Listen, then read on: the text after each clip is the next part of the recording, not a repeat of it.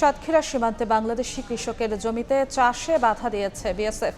15 জানুয়ারি দুই দেশের যৌথ সার্ভের মাধ্যমে বিষয়টি নিষ্পত্তি হবে বলে সিদ্ধান্ত হয়েছে পতাকা বৈঠকে। শনিবার বিকেলে সাতক্ষীরার ভোমরার লক্ষ্মীদারি সীমান্তে বাংলাদেশি কৃষক তার জমিতে চাষ করতে গেলে ভারতের ঘোজাডাঙ্গা বিএসএফ সদস্যরা বাধা দেয়। ঘটনায় রোববার দুপুরে ভোমরা সীমান্তে বিএসএফ ও বিজিবির মধ্যে পতাকা বৈঠক হয়। বৈঠকে বিজিবির পক্ষে নেতৃত্ব দেন 33 বিজিবির অধিনায়ক লেফটেন্যান্ট কর্নেল আশরাফুল হক।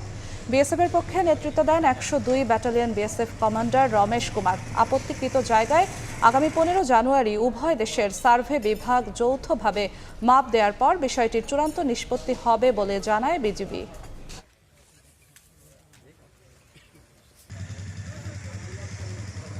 অপ্রীতিকর কোনো কিছু ঘটে নাই। আমরা খুব ভালো আন্ডারস্ট্যান্ডিং এ আছি বিএসএফ এর সাথে। এখানে দুইটা প্যাচ আছে, এখানে একটা ভারতের একটা বাংলাদেশের।